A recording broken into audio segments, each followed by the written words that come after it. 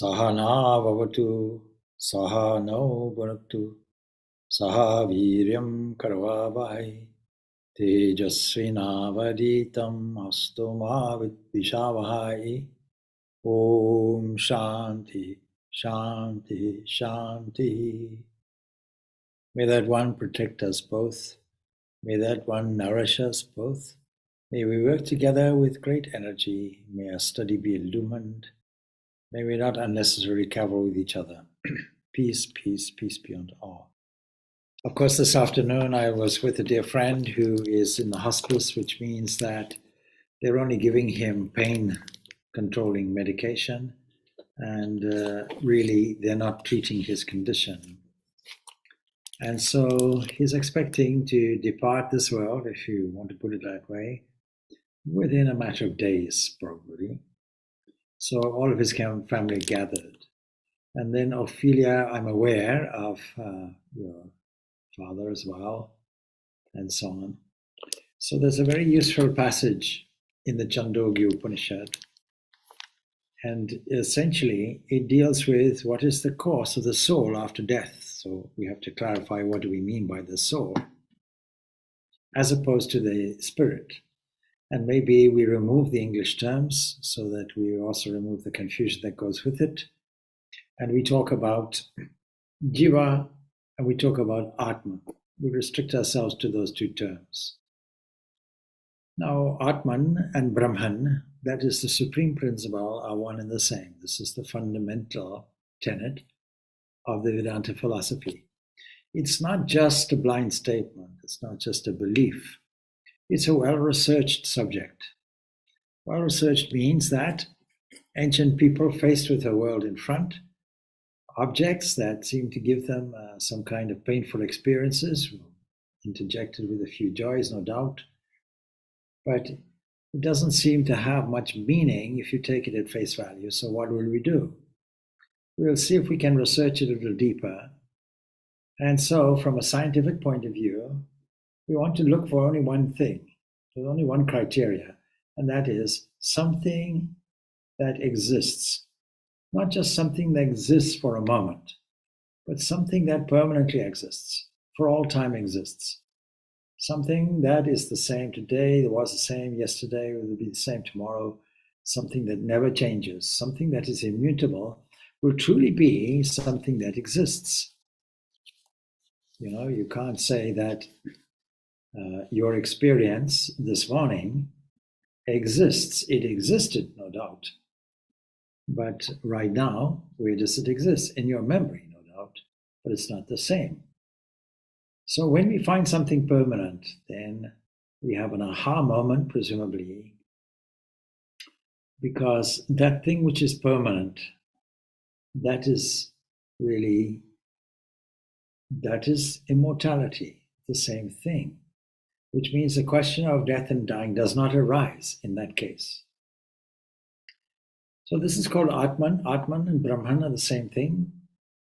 We don't have to research every corner of the universe to find out what is the source of everything. We can simply take our own experience, our own assumed totality called self, and research it. Am I the body? Anything with parts we have to dismiss. Parts will decay. Anything assembled together will also disintegrate and disassemble. We know that. Is what we call death. And no doubt it will change, and we call that, in a positive way, growth. We know that we are the same when we are a teenager or 5 years of age that we are today. Same person is there, but we are certainly aware of how the body changes. And as the body changes, then inevitably the design and structure around the genome is such that the decay will set in. Anything that is born is bound to die. We could probably extend our life as our technology improves, but at some stage or other it will terminate. And then, of course, same thing with the mind. You can observe all the thoughts that come and go. You can segment them, but it's very clear that the observer and the thought which is going on, The thing that is perceiving and what is perceived are completely different. And so, what is the thing which is perceiving? So, this question that has arisen in modern times, what is consciousness, was the key question in the ancient days, formulated as, what is the knower? Who knows it? Whatever you say, next question, who knows it? And you cannot dismiss everything and say, nothing is there, a nihilistic attitude. Say, we have looked at everything, it all changes, and there is nothing else. No, some conscious awareness of the change is going on. Just like if you observe a river flowing, the fact that there is a static bank on the one side is evidence that something is moving on. And the water that you step into in a river will change completely. It will not be the same molecules of water that you step into an hour later or an hour before.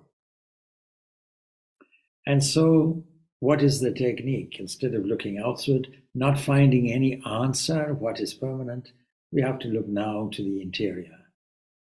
The first interior moment we look at is the psyche itself, the mind. And so psychology is a much more subtle science, if you will, than physiology. And then you have to go in a little further because you'll see there's an observer of all the changes in the mental field.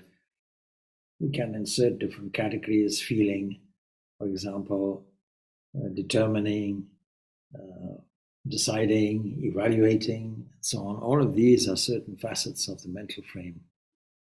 And then what is left? When all of that is eliminated, then you have a final datum beyond which you cannot go. Still, when we associate with all our experiences up to the body and excluding the body, this is called jiva, the thing that lives or seems to live. And it is that that moves on. And the inquiry, therefore, is what is the course of this jiva, the soul, after death? It's a good question. Now, this arises in the Chandogaya Upanishadand. And so that is the question that is posed to us.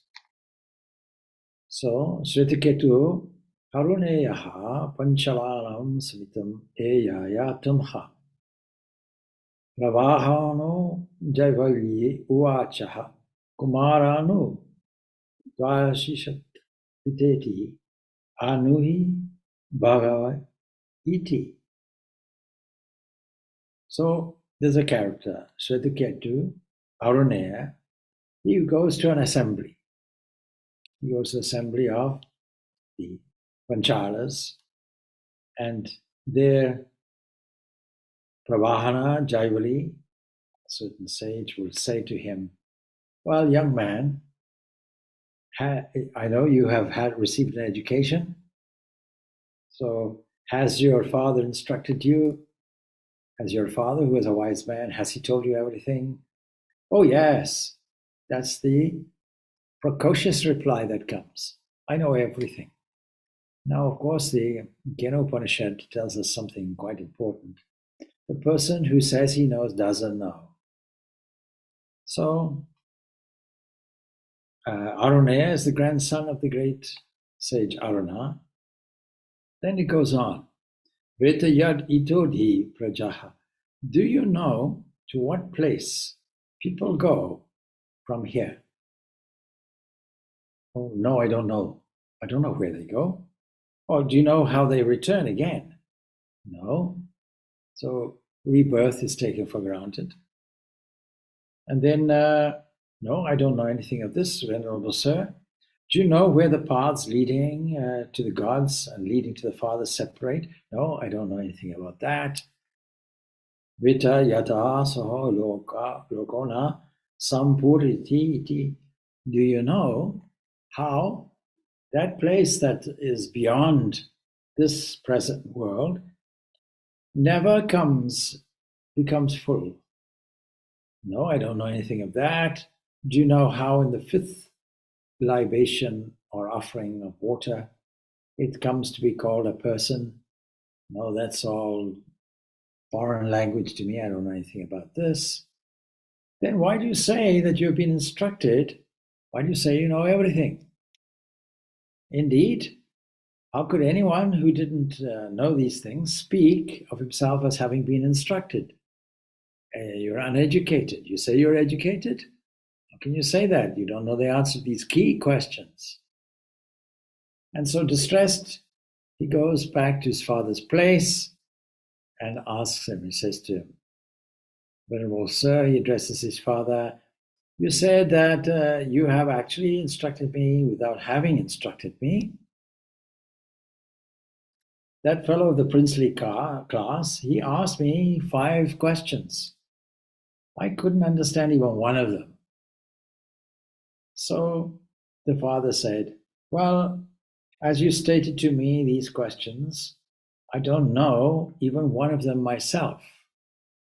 And if I had known them, well, how should I not have told you?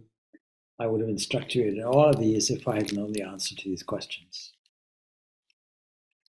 Well, that means you have to then go to a wiser party, because these questions are outstanding, and they're questions that we all have, because generalized it says, what is the cause of this jiva after so-called death? Now, Saha Gautama Rajnaratam Eyaya. Then Gautama went over to the king's place, and to him, when he arrived, that is, he, the king, had the proper respect was shown to him, and in the morning he goes up to the audience hall where the king says to him, well, Venerable Gautama, you can choose a boon, that's the father, of course, out of the wealth that belongs to the world of men. You can ask anything you want. Then he replied, well, yours be the wealth of the world of men, but tell me that speech which you spoke to the young man. And the king was perplexed. He may have forgotten what were these questions that I had asked. So he says, Tamha Shiram Rasate Ajnapayam Chakara. Well, stay for some time. Now, this is a great technique of the ancient sages, because you have to have the opportunity to think for yourself, even though you may be well instructed. So the instruction is always, I'll answer later. In the meantime, you do a little service, you stay here a little bit. I'm giving you the opportunity to shuffle a number of creative ideas around. You can think for yourself, then see what comes out. So stay for some time, he commanded him. And then he said to him, and as to what you have told me, Gautama, this knowledge has never reached the Brahmanas before. Therefore, in all the worlds, the rule, this teaching, that is, belonged to the Kshatriya class only. Now, it's a very interesting historical revelation. See, the Upanishads, it seems, were based on discourses and discussions and inquiries in a number of different places. We have some scenes within ashrams where a student is taught. But then we see this superior knowledge being held by the military people, the ruling class, not the priests, not the brahmanas. And I suppose at one point in history, these priests were involved in what we call the karma kanda, that is in ritualism. And ritualism, as we know from the Upanishads themselves, is a kind of aparavidya, lower knowledge. The higher knowledge, that is paravidya, this is known by the likes of King Janaka. And we find in many, many scenarios where discussions are held in royal courtyards amongst all the wise people, and the king himself being wise. Janaka, a great karma yogi, a realized, liberated soul, who is busier than any other busy person we can find in the modern times. When you see the various activities that a king has to do in those days, and yet he found time for the pursuit of wisdom and realization of it. So it continues Aso vava lokaha Gautama. Agnihi tasyaditya eva samit. That world, truly, O Gautama, is a sacrificial fire. The sun itself is its fuel, the ray is the smoke, the day is the flame, and the moon are the coals, and the stars are the sparks. When you view things, try not to look at them in a standard way, a way that only the eyes report. Try to investigate a little further. Modern science does it. So we want to know what is the inner realm of what we see. And so you can imagine something that the sun is the fuel of a great sacrificial fire. And the rays of this fire are the smoke, and the day is the flame, and the moon are the coals, and the stars are the sparks. Next time you look into the night sky, try to see things as in this way. It's an analogy, of course. It's not meant to be a literal thing. What is the analogy? Well, the analogy is that of the heavenly regions, comparing them to the sacrificial fire, and that's where things are worked out. The sun is the fuel, as the world shines only when it's lighted. Without the sun, this world it remains in darkness. And then the rays are the smoke because they rise from the sun, even as the smoke arises from the fuel. And of course, the day is a flame because it's bright and is the effect of the sun, and the moon is the coals or the embers. For even as the moon becomes visible when the day has ceased, the embers become visible when the flame is put out. And it's quite difficult in many circumstances, if it's a good fire, to put the embers out. And the stars, of course, are the sparks. They're like parts of the moon. Now, anyway, tasmin etasmin agno devaha shatam dyoti. In this fire, the gods, the deities, they offer the oblation of faith. From this offering arises the moon, that is Soma. Soma is the moon, who is the king. See, water is offered as the offering of faith. That's the normal thing. And so the king answers the last question in the series, why the water in the fifth libation is called man. Because the sacrifices rise through their offerings to heaven and attain there as their reward a nature like that of the sacrificial offering called Soma. All of this is an allegory. And so it is coming around to telling you what is the course.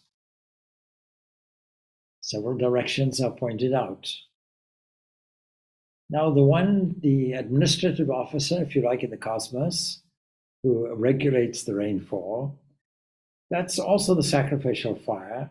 The air itself is its fuel. The cloud is the smoke. You see, the theme is being repeated. The lightning is the flame, and thunder the coals, and the thunderings are the sparks. Everything then is analogous to a sacrificial fire. It's setting the groundwork for an understanding that anything that exists as a result of a sacrifice somewhere. Some conservation is there, no doubt, but some transformation of materials take place. And then, going on using the same analogy, that the earth, that's the sacrificial fire of this. The year is the fuel, space is the smoke, night is the flame, quarters are the coals, and the intermediate quarters, they become the sparks. And in this fire, all the deities offer their libation of rain. And from this comes food. Now he's consolidating all of these analogies. So man, or mankind, if you like, people, truly, they're the sacrificial fire of this speech is the fuel, breath is the smoke, tongue is the flame, the eyes are the coals, and the ears are the sparks. And the Upanishads don't just provide us with some principles in philosophy, some explanations. but also some analogies where we are able to understand, stimulating the imagination that leads us to some kind of meditation. And then it goes on. What about women?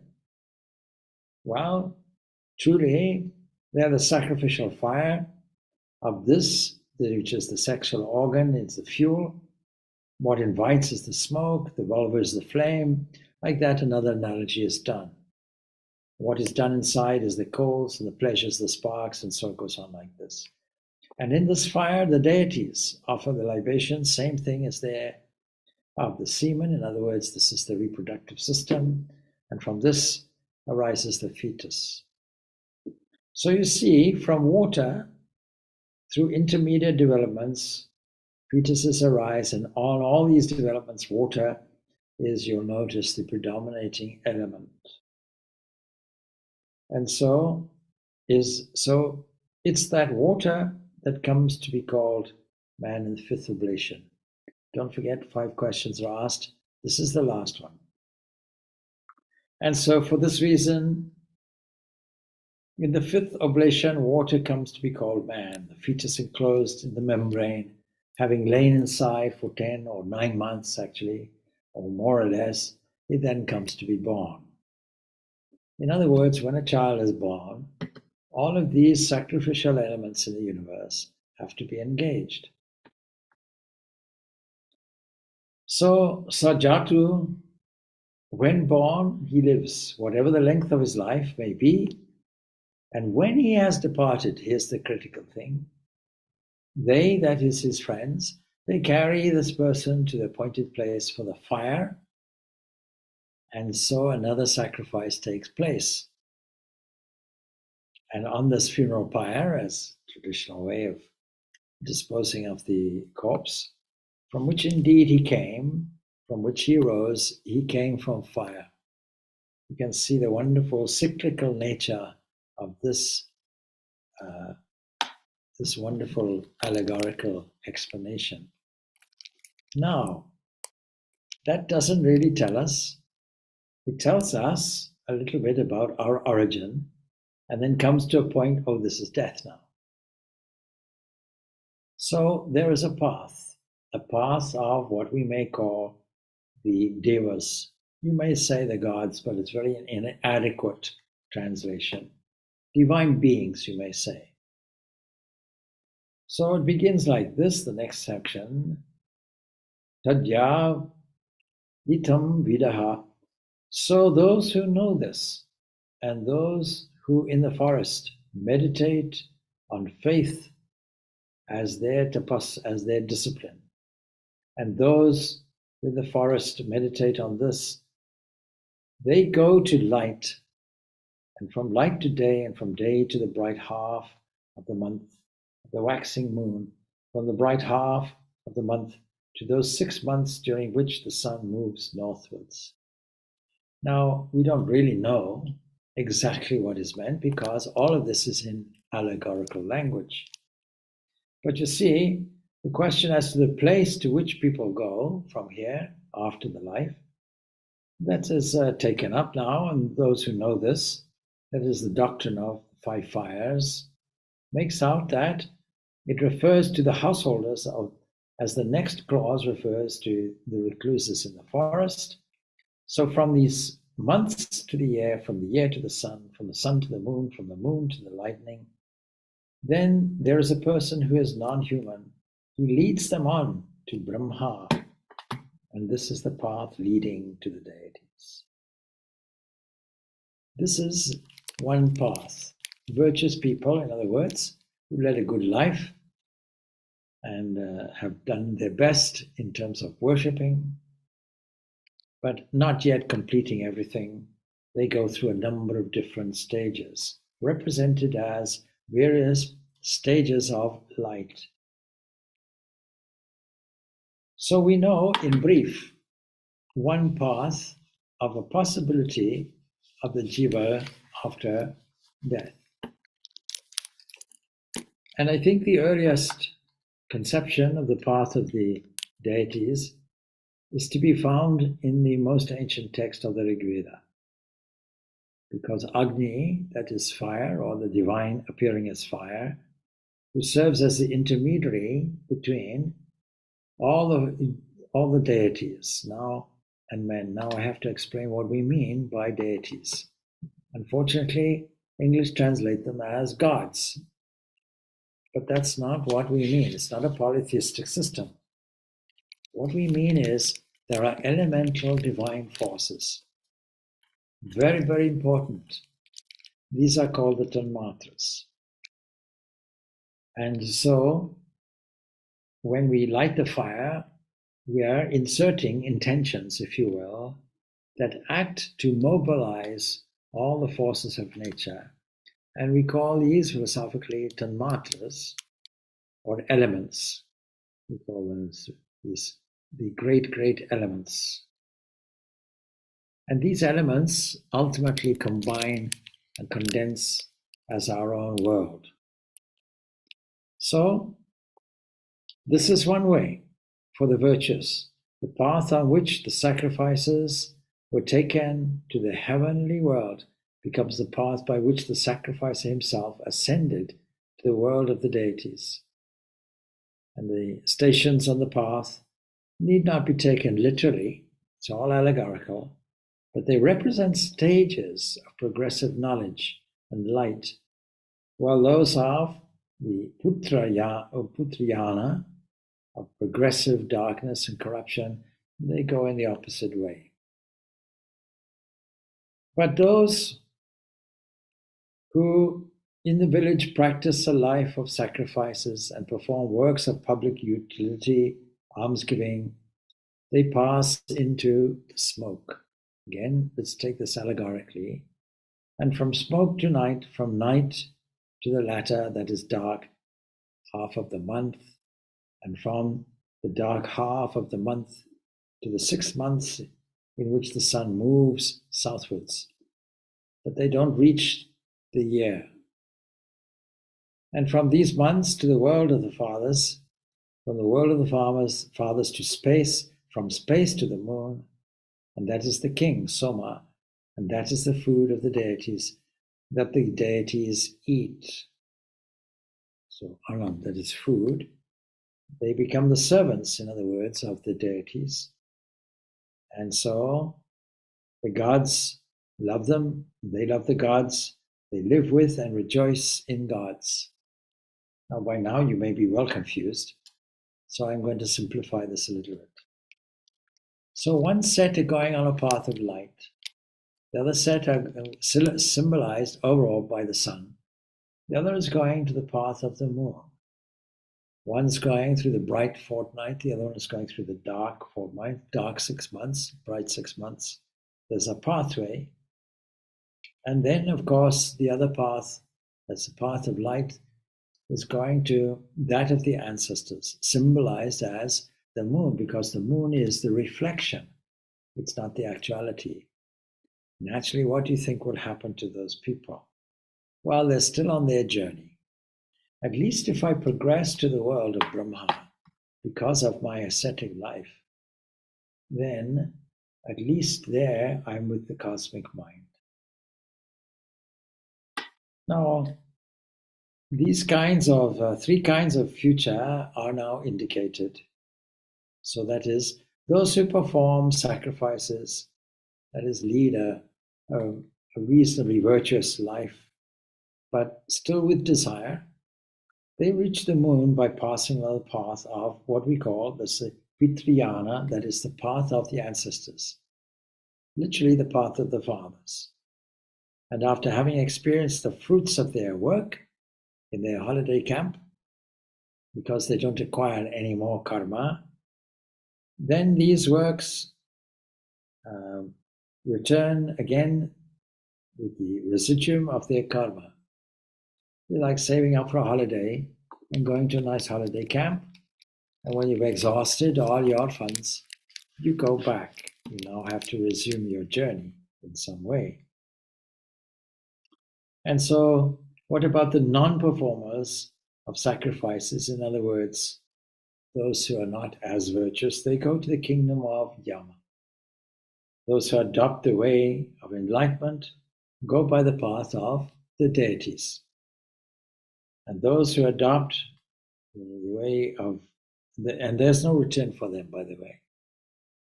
And the distinction between the Pitriyana and the Devayana is one of two different systems of culture. And the way of works, the way of knowledge, resulting in two different spiritual conditions. I'm just going to repeat that. So those who are almost on the point of freedom, they go along a path, and that path is the path of light in successive stages. And we can say that they live in the world of Brahma. There are many people who don't want moksha, don't want freedom. They just want to live. For example, in modern times where worship is dominating, they want to live in that loka, that place, where their beloved deity resides. Devotees of Ramakrishna want to go to Ramakrishna loka. Devotees of Jesus want to go to the kingdom of heaven of Jesus and meet there. And so it goes on. Devotees of Krishna, they want to go to the heavenly realm of Vishnu. And so it goes on. But what about those who live a reasonably virtuous life, but still would like the fruits of their actions? Still have that. And of course, those who are in the world of Brahma may glide across the border just through evolution, just glide across the border to full moksha. But those who are virtuous and do actions still with a desire for results, they will go to a different path. That path will be the path of the moon, or the path of the ancestors. Path of the devas, path of the ancestors. And there, of course, they'll enjoy the fruits of all their activities. But it is they who will be reborn. I have to mention, there are some in the world of Brahma who also will be reborn as teachers. But that's another issue. So, having dwelt there, where? In the realm of the Pitras, Pitraloka, as long as there is residue of good works, well, they return again by that same course by which they came to space, from space into air, and after having become the air, they become the smoke, and after having become smoke, they become mist, and that's why we have to explain the allegorical origins. So it's not possible, according to Shankaracharya, for all actions to have their effects in one life. So he states that na chakshasmun janmani sarva karmanam kashaya upajyate. After becoming or having become mist, they become cloud, and after becoming cloud, rainfall, water. They are born here as food, such as rice and barley and herbs and trees, as sesame plants and beans. We can look at all of these agricultural products and trees and plants of all kinds, and there we should see the divine arrangement and the divinity within them. And from these, the release becomes extremely difficult, for whoever eats the food and sows the seed becomes like unto that person. In other words, we carry on the traits of that. And release is easy from the human condition. How so? Those whose conduct here has been good, they'll quickly attain a good birth, literally in another womb, and the birth of a Brahmin, that is the birth of somebody who is dedicated to society, or the birth of a Kshatriya, or the birth of a Vaishya, whatever station in life you have. But those whose conduct here has been evil, where will they go? This is the karma of justice. Well, they'll quickly attain an evil birth. Maybe the birth of a dog, the birth of a hog, or the birth of a chandala, or some such But on neither of these ways are those small creatures which are continually revolving, those of whom it said, be born and die. So there's a third state. And by this it comes about that the world becomes full, and therefore let one seek to guard himself. And to this end, it carries on like this. If we pursue wisdom, we travel by the path of the deities, the bright path. And if we perform good works, we travel by the path of the ancestors, the fathers. And if we do neither of these, then we will continuously revolve like little creatures. So he who steals gold, he who drinks wine, in other words, he who dishonors the teacher's bed, he who kills the brahmana, all of these kinds of things, in other words, those who are immoral, we might say even evil, these, they fall, and also the fifth who consults with them, anybody who keeps company with these. But he who knows what these fires thus isn't stained by evil, in other words, those who know the path of purification, even though he consorts with other people, different qualities, he becomes pure, clean, he obtains a virtuous world, and he who knows this, then it goes off a repetition of that. He who knows it, he who knows this. So all 5 questions that were raised have been answered.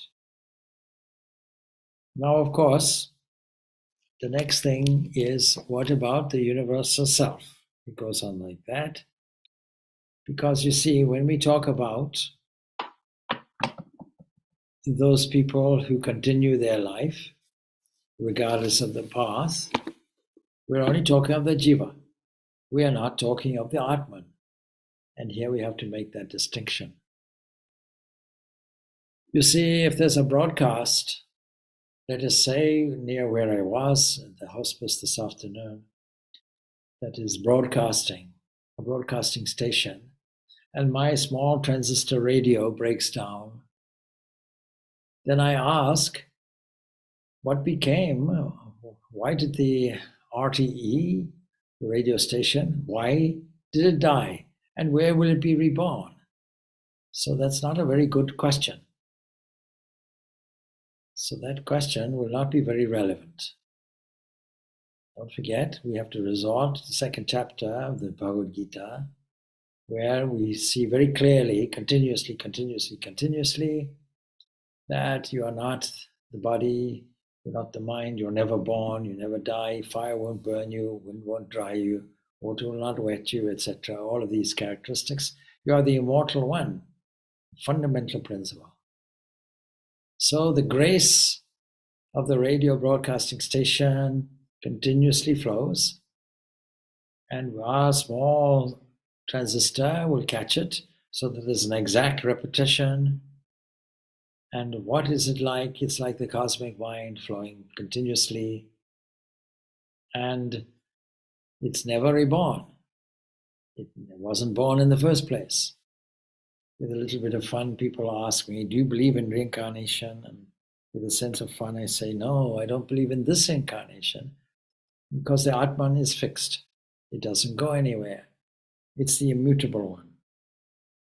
But the other changing things will carry on, and when this is associated with that, those people who have been disciplined enough to purify the mind sufficiently, that saturated mind, percentage-wise, a minimum percentage, where you have minimum of 51%, what we call purity, sattva, no egocentricity, they go to the world of Brahma, in short. They go to the bright path, with allegorical steps going on as a description.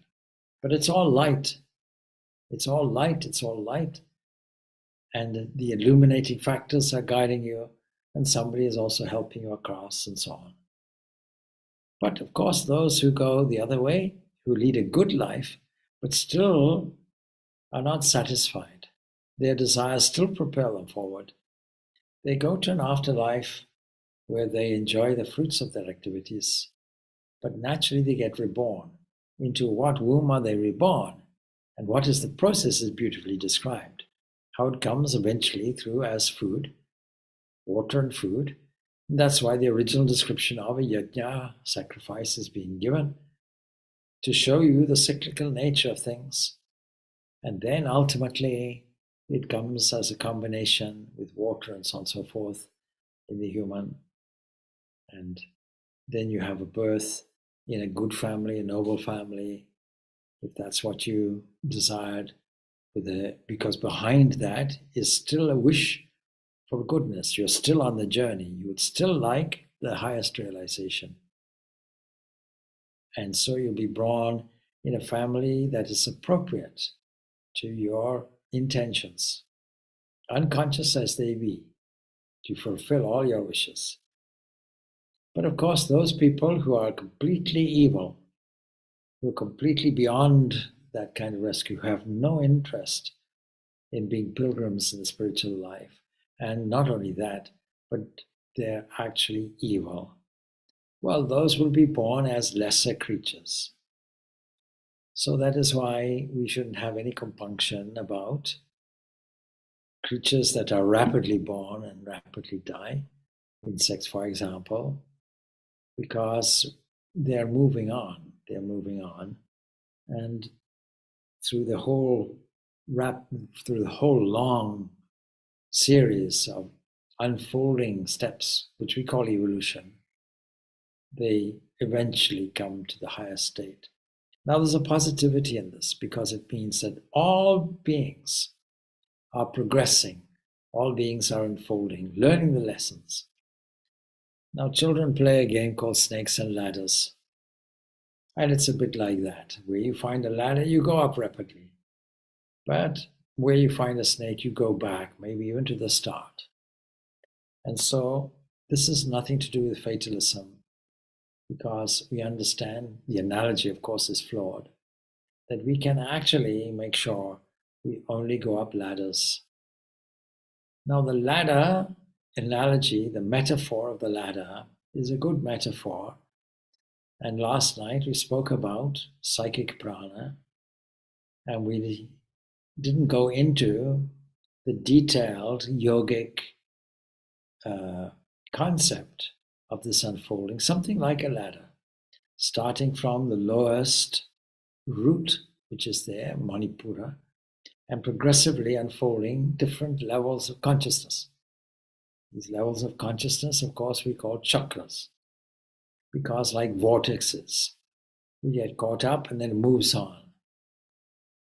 When a spacecraft is initially pushed up into space, forced up by a counter movement downwards, and the rocket gets out of the influence of the Earth and tries to get near enough to a celestial body that it acts like a slingshot. Its gravity pushes it on.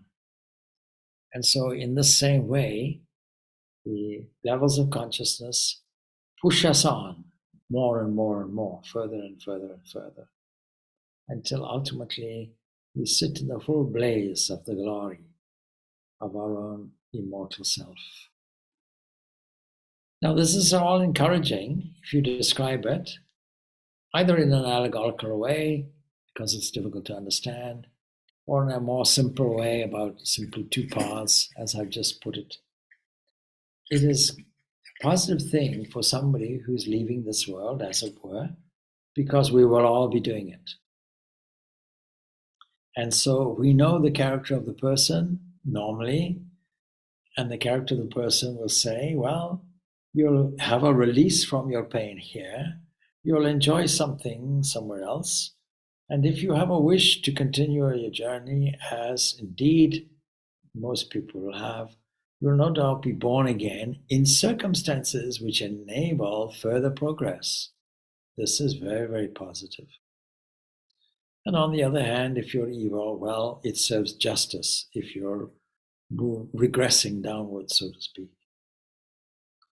And then, of course, there's the idea really that this realm that is being described, going into this realm toward Brahma, the path of light, going through that way, gives us the possibility of our freedom. One other thing should be mentioned, and that is another category of beings exists. That category of beings will purchase a one-way ticket. They won't want a return ticket. Your nature being full and free now, you can get it now, instantly. Sri Ramakrishna's example, if a cave is dark for 1,000 years, how long does it take to light? Well, it's an instant. In a second, it can do it. A split second, it can do it, because that's your nature. There are people who experience many kinds of different things in meditation. Don't ask why it happens. Take advantage of it. If you're a surfer in the ocean and you have the good fortune to have a wave coming, which is a colossal thing, you employ all your skills and art, and in a fun way, you ride the wave. If you don't do that, it will crash down on you. So, why is a past question not really useful to us? Why not? What next is a much more useful way of putting it. Well, no question was asked, but I may have addressed some issues that you may have had in terms of death and dying. We have no difficulty in being positive with it, because every night, as I mentioned so many times before, we have a dress rehearsal for this. When we go into deep sleep, we go into this realm. And in this realm, there is no second. There's complete peace. We have a complete holiday. And when we dream, it's equivalent to being in all the heavens. So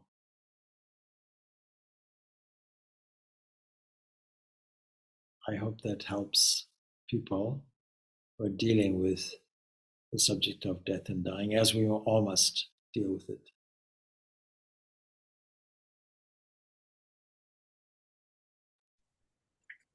Swami, little question. Mm. Recently, there was some discussion that I heard about a vikarma, which is a sort of karma. So how would you describe this? The action, some action that could be described as vikarma, or like what in Vedic philosophy, what is vikarma, or what are like action of that could be described as vikarma? Yes, so when you take away agency and yet action is still there, then it is without action and without desire. So I don't know if you're saying vikarma or vikarma. Of course, the two sound a little similar. But the purport of everything, of all yoga, is we need to be detached from the effects or fruits of our actions. When we talk of renunciation, that's what we mean. You see, if you do an action motivated by receiving a result, well, then that hooks you back into the attachment that binds you. So detachment, in order to detach, so renunciation means giving up all the fruits of your actions. That's a kind of renunciation. And so all action is not really action necessarily. You see, your own inner nature called Atman does not act at all. And yet we still say, I do this, I do that. And the mistake is we put in an unnecessary agency, because actually, even if you stand aside, nature is doing it all. And nature is that same principle, that one without a second, which is there in its manifested state. So the problem always that we have is this intermediary of I and me, this ownership, this prophet-actor complex. and we have to overcome that. How do we overcome that? Two possible ways are there of doing it. One is to revalue everything and re-register it to the divine's account. All arms, all hands, all actions, all movements, divine grace flowing. And then the other way is to have a penetrating vision sufficiently that you see or feel both the divine within your neighbor. Love your neighbor as yourself, on the basis that your neighbor is the self. I had an interesting discussion this afternoon. The person was a Christian. They said, well, Jesus said, love your neighbor as yourself. That's all that's required. I said, I agree. But why? Why should you? What is the reasoning behind it? And the person said, well, so that we can all live a smooth life and so on. But you see, it comes back to egocentricity then. Loving your neighbor as yourself without any conditions or parameters. You do it on what basis? On an insight that says there's only one existence. What you do to your neighbor, you're doing to yourself. So we have to detach from all our actions, and we certainly have to detach from all our desires. And actions and desires are correlated, because if you're doing an action driven by a desire, then intrinsically the beneficiary will be you. And whichever way you look at it, it brings you back to this egocentricity. Now, I'm not saying it's an easy process, but this is the spiritual life. And spiritual seekers, this is spiritual seekers' question and answer. So,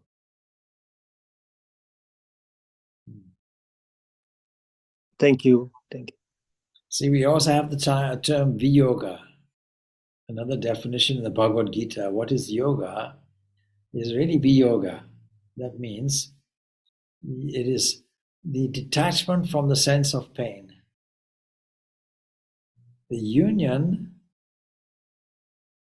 which is the disunion of a sense of pain, is put in that way.